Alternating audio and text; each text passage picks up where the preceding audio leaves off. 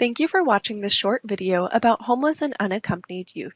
This recorded webinar is presented by the California Student Aid Commission. Virtually every school in the state of California has students who are homeless or at risk of being homeless. These students often face significant obstacles to graduate from high school, to apply for financial aid, to apply to college, and to get into an institution of higher education. Let's start by talking about what homeless unaccompanied youth actually means. There is not a single consistent definition of homeless youth among federal statutes, as there are different definitions.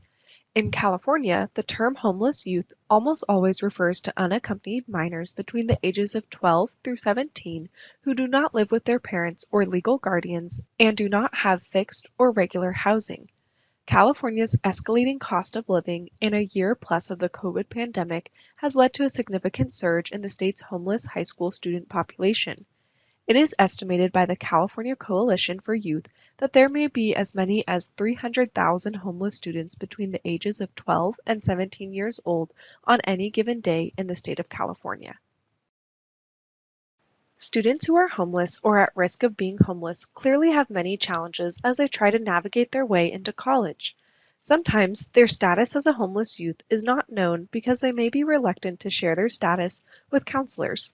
Homeless students may lack a fixed mailing address, regular internet access, and consistent transportation. They may not have the documents or IDs they need to apply for college. Because of their lack of fixed housing, these students often struggle to focus on academics. Finally, homeless students may need access to professional help to overcome abuse or neglect, alcohol or drug addiction of a family member, pregnancy, or rejection over sexual orientation. The path to obtaining any financial aid for any student begins with completing a financial aid application. In the state of California, there are two financial aid applications. Please remind your students to submit either a FAFSA or a California Dream Act application, whichever corresponds to their immigration status, for the correct academic year. Students will complete one application or the other, but never both. It's critical that homeless unaccompanied youth successfully complete and submit an application as early as possible after October 1st. Students who need assistance with the application should attend a Cash for College event for additional support. It's imperative that all high school seniors who are homeless or at risk of being homeless should indicate that on their application. This allows them to be easily identified by a college or university, which can then offer additional resources. There may also be other avenues of financial aid available to those students. Finally, it would likely change the status of the student to independent for financial aid purposes, which is a change that might allow for additional financial aid without needing to list biological parents. Please tell your students that they may need to work with the college financial aid office to provide documentation or other verification of their status. When filling out the financial aid application, in this case either the FAFSA or the California Dream Act application, these are the definitions used to determine if the student would be considered homeless and/or unaccompanied, and if they meet the criteria for being a youth, which is considered under 24 years of age. It's important to note that over the past few years, those who are eligible to qualify a student as homeless and unaccompanied has greatly expanded. A student's high school homeless liaison can identify students as homeless unaccompanied. Also, the director of an emergency shelter, the director of a runaway or homeless center, or even a college financial aid administrator could make the determination that a student is homeless. Lesbian, gay, bisexual, transgender, and queer, or LGBTQ, youth are overrepresented in the homeless youth population. Estimates range from 7% among youth receiving services to 39% among street youth. LGBT youth leave home more frequently and are exposed to more victimization while on the streets compared to heterosexual homeless youth. There are a number of resources available for LGBTQ youth who are experiencing homelessness or other challenges.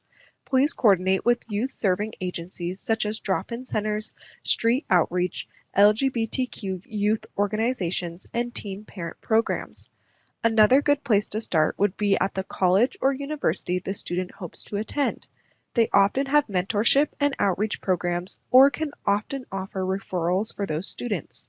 For additional resources on how local educational agencies can support lesbian, gay, bisexual, transgender, or queer or questioning students, please check the California Department of Education website.